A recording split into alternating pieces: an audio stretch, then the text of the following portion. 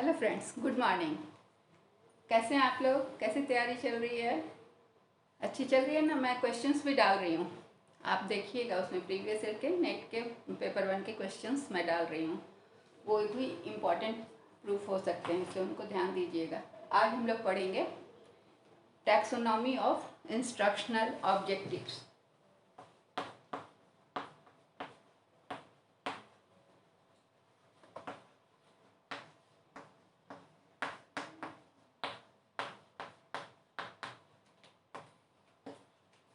Instructional objectives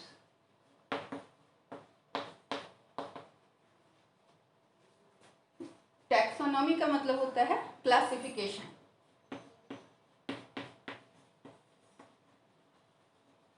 का मतलब हुआ क्लासिफिकेशन।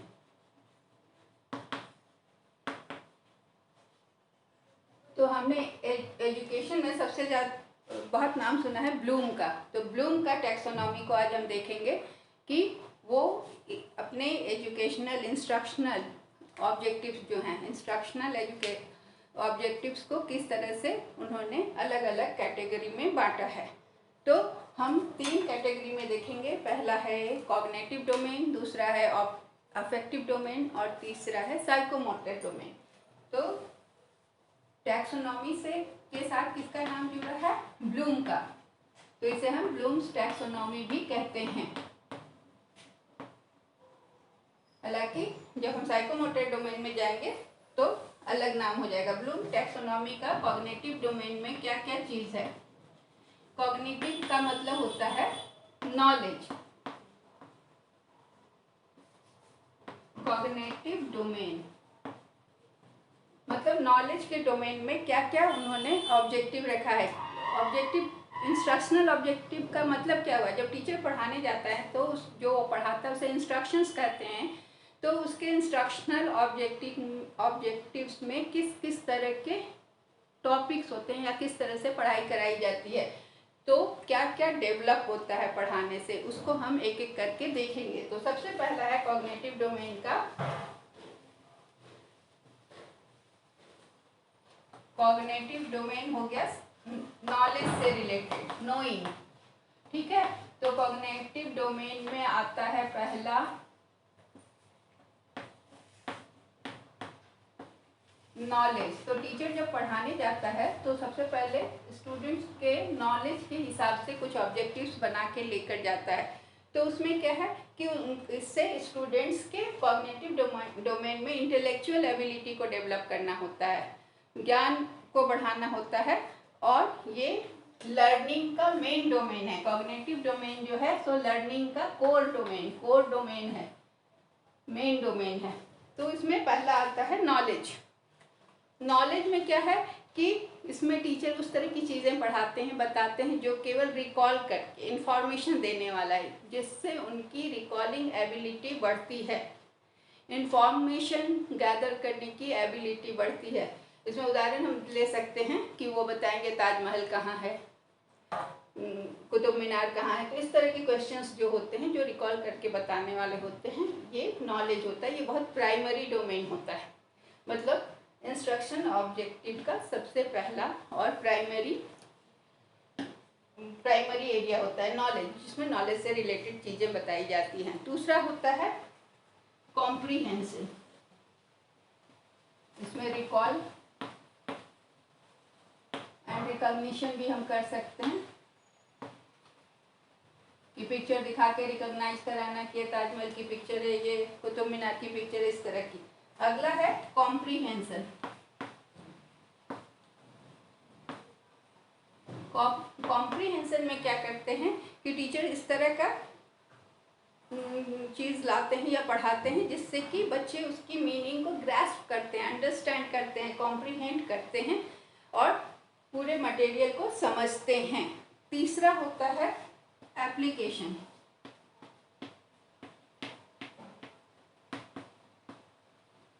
कॉम्प्रीहेंशन कोई और समझ लें कि कॉम्प्रीहेंशन में क्या होता है, एक पैसेज दे दिया गया, आप उसको पढ़ने के बाद उसमें से आंसर दे रहे हैं, उससे रिलेटेड क्वेश्चन का आंसर दे रहे हैं, तो ये हुआ कॉम्प्रीहेंशन। एप्लीकेशन में होता है कि जो नॉलेज स्टूडेंट्स ने ले लिया अब टीचर उनको क्वेश्चंस देंगे अप्लाई करने के लिए, जो सीखा उन्होंने उसको अप्लाई करके दिखाना। सपोज कोई मैथ्स बता दिया गया तरीका, अब उसके बाद एप्लीकेशन में तब आएगा जब वो बच्चे उसको सॉल्व करके दिखाते हैं। चौथा है एनालिसिस।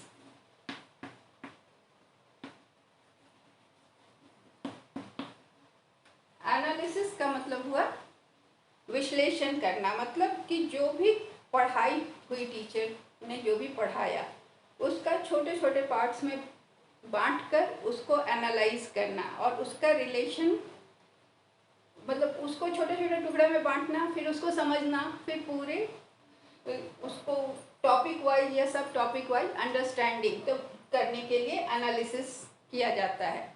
उसके बाद अगला है सिंथेसिस। जब एनालिसिस कर लिए छोटे छोटे पार्ट में करके, तब आता है सिंथेसिस। सिंथेसिस में क्या करते हैं कि जो हमने छोटे छोटे टुकड़ों में, ट्रांसलेशन भी इसको कहते हैं, तो पार्ट वाइज जो सीखा उसको फिर हम एक साथ फिर समराइज करते हैं, तो ये होता है सिंथेसिस।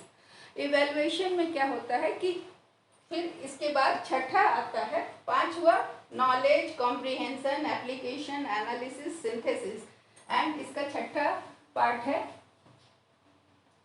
इवैल्यूएशन।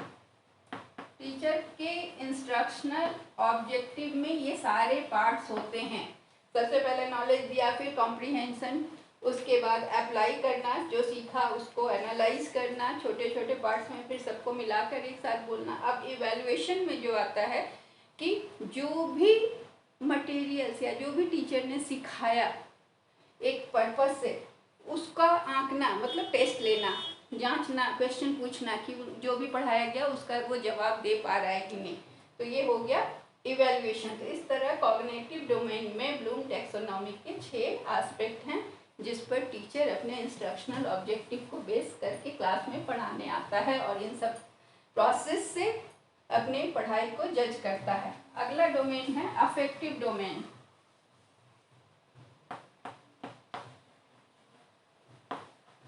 पहला था कॉग्निटिव, ये है अफेक्टिव डोमेन। इसमें क्या करते हैं, इसमें हम बच्चों के एटीट्यूड्स, मोटिवेशन, विलिंगनेस, इनकॉर्पोरेटिंग, ये सारे जो वैल्यू ऑफ डिसिप्लिन, ये सारी चीज़ें जो कि फीलिंग्स होती हैं या मेंटल लेवल की चीज़ें होती हैं, हार्ट से जुड़ी होती हैं। हमने पहले हार्ट हेड का देखा, अब हार्ट से जुड़ी चीज़ों को हम देखते हैं, जो उनके वैल्यूज़, मोटिवेशंस और विलिंगनेस, एटीट्यूड, ये सारी चीज़ों को बताती है, जो उनके लाइफ के प्रति उनका क्या नज़रिया है, ये चीज़ को बताती है। इसको हम किस तरह से जज करते हैं, तो इसमें भी 5 एस्पेक्ट हैं। पहला है रिसीविंग। रिसीविंग एंड पर बच्चे रहते हैं, इसका मतलब कि वो कितने विलिंग हैं सुनने के लिए, जो टीचर बता रहा है उसको रिसीव करने के लिए कितना तैयार हैं। कोई बोलता है तो उसको सुनने वाला होगा, रिसीव करने के लिए तैयार होगा, तभी वो इंस्ट्रक्शन वैल्यूएबल होगा या यूजफुल होगा। तो इसलिए इसको हम रिसीविंग को विलिंगनेस टू लिसन।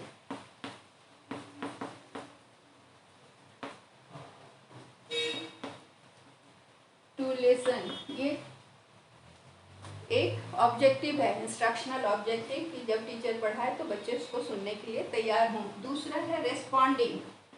जब रिसीव कर लिए, अब उनको रिस्पॉन्ड करना है।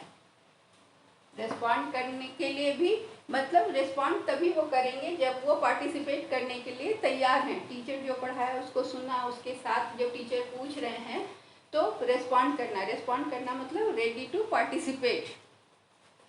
तो ये भी इसका मतलब हुआ कि कितने तैयार हैं, इसके लिए तैयार करवाना, ये भी एक ऑब्जेक्टिव है, विलिंगनेस टू पार्टिसिपेट।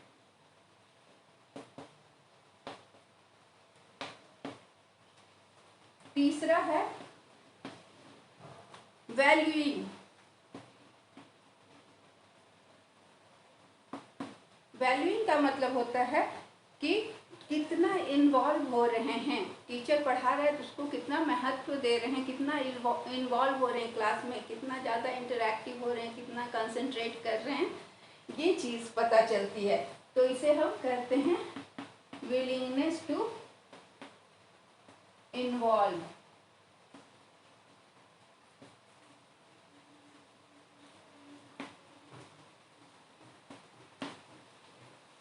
इन्वॉल्व, तो कितना इन्वॉल्व होना चाह रहे हैं, ये इंस्ट्रक्शंस को कितना वैल्यू दे रहे हैं, ये पता चलता है।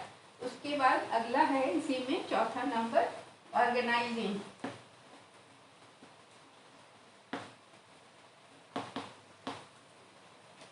ऑर्गेनाइजिंग में क्या होता है कि अब वो जो सीख लिए और जो सुन लिए उससे अब वो एक आइडिया अपना बना लेते हैं, उसको एडवोकेट कर सकते हैं। तो willingness to be advocate of an idea, अब वो अपना सारा कुछ सुन के ऑर्गेनाइज करके एक अपना आइडिया बनाते हैं जिसको कि वो एडवोकेट करने के लिए तैयार होते हैं। तो इसको हम कहते हैं willingness to advocate the idea. ठीक है, अगला है characterisation.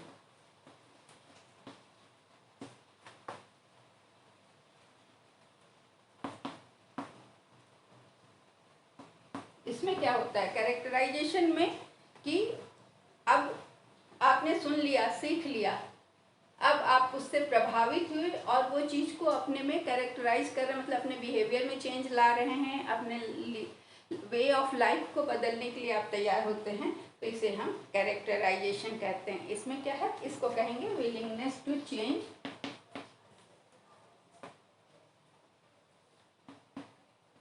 Behaviour, way of life, ये सारा चीज।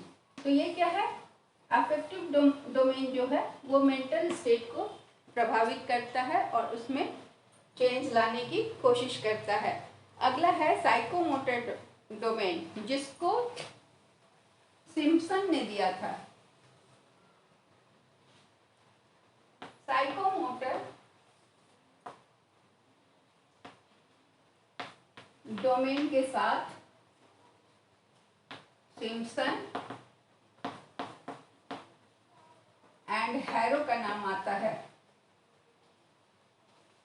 सिम्पसन ने बताया था कि ये जो है साइकोमोटर मतलब होता है हैंड एंड माइंड का कोऑर्डिनेशन। तो जब हम शिक्षा में जब इंस्ट्रक्शनल ऑब्जेक्टिव में हमारा ये भी होता है कि हैंड एंड मोटर का कोऑर्डिनेशन भी बच्चों को सिखाया जाए। इसमें बहुत सारी चीज़ें इसीलिए सिखाई जाती हैं, प्रोजेक्ट वर्क कराया जाता है, ड्राइंग कराया जाता है, बहुत सारा चार्ट मॉडल ये सब प्रिपेयर कराया जाता है ताकि उनका हैंड और मोटर का कोऑर्डिनेशन सही हो। तो इसके भी कई एस्पेक्ट हैं। पहला है रिफ्लेक्स। साइकोमोटर का ये जो है ये रिफ्लेक्स एक्शन जो होता है ये हमारे कंट्रोल से नहीं होता, ये स्वैच्छिक चलता रहता है, इनवॉलेंट्री। जैसे हम गिरने लगे तो किसी चीज़ को पकड़ लेते हैं, तो इस तरह की चीज़ें जो होती हैं जो अपने आप हो जाता है, मतलब माइंड ब्रेन को इंस्ट्रक्शन देता है लेकिन वो सोची समझी नहीं होती है, बल्कि अचानक से होता है। आप गिरने लगे तो पकड़ लिए, या चक्कर आया तो किसी चीज़ को थाम लिया, ये सारी चीज़ें। तो ये ऑटोनॉमस नर्वस सिस्टम के द्वारा होता है, इसमें आपका कोई कंट्रोल नहीं होता है। दूसरा है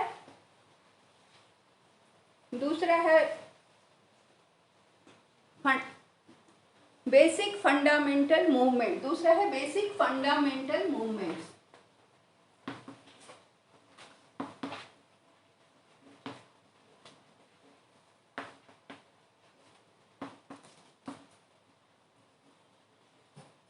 फंडामेंटल मतलब ये शुरू से होता है, जो कि इनबॉर्न होता है। जैसे बच्चा हाथ पैर मारता है, फिर वो क्रॉलिंग करना शुरू करता है, फिर पकड़ पकड़ के चलता है, तो फिर वॉकिंग, जंपिंग, ये सारी चीज़ें ये समय के साथ अपने आप डेवलप करती हैं। तीसरा है परसेप्चुअल एबिलिटीज।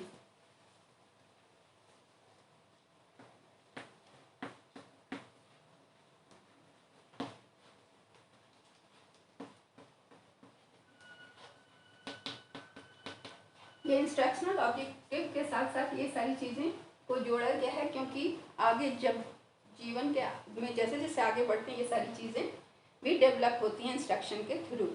तो इसमें क्या है कि कोई भी सेंसेशन होता है तो उसको कुछ मीनिंग देना, उसको किसी मीनिंग से अटैच करना ही परसेप्चुअल एबिलिटीज होता है, उसको परसेप्शन से जोड़ना। तो ये हुआ परसेप्चुअल एबिलिटीज कि आपके कोई भी सेंसेशन हो रहे हैं किसी तरह को, उसको आप किसी चीज़ से अटैच कर रहे हैं, जैसे गूज बम्प हो रहा है तो क्यों हो रहा है, या तो किसी का बहुत बड़ा उपलब्धि से हो रहा है या डर से हो रहा है, ये सारी चीज़ें को जोड़ने की जो एबिलिटी होती है उसे परसेप्चुअल एबिलिटीज कहते हैं। चौथा है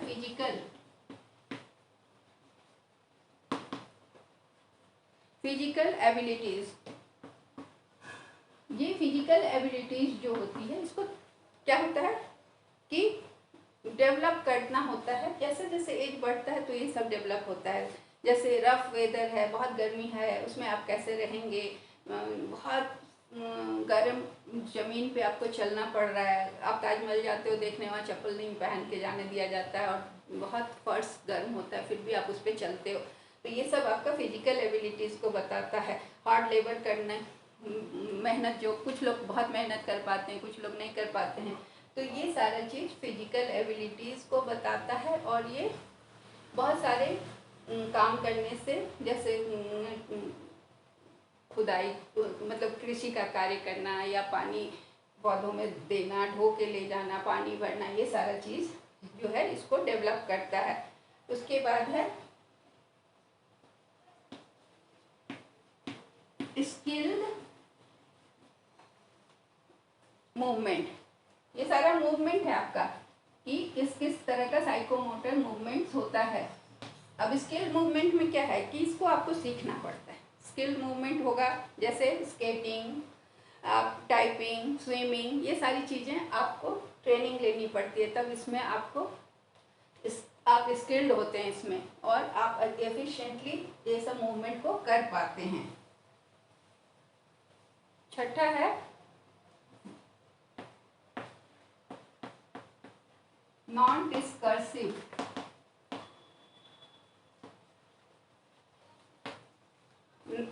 कम्युनिकेशन।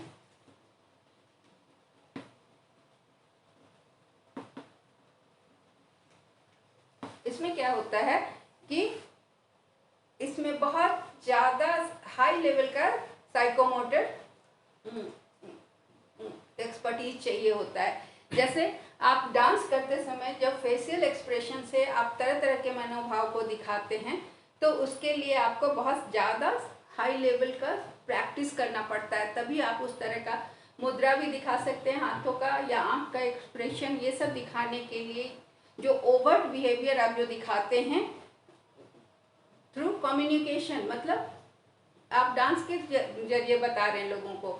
9 भाव जो होते हैं, वीर रस और क्रोध का या श्रृंगार का या वात्सल्य का या प्रेम का, ये सारी चीज़ों को आप फेशियल एक्सप्रेशन से दिखाते हैं। तो ये इसके लिए आपको बहुत ज़्यादा हाई लेवल का प्रैक्टिस करना होता है। तो ये आता है नॉन डिस्कर्सिव कम्युनिकेशन में। आप कम्युनिकेट करते हैं थ्रू योर फेशियल एक्सप्रेशन, जो कि आप लर्न किए होते हैं। तो ये सारा हो गया taxonomy, classification of instructional objectives in educational technology. So thank you.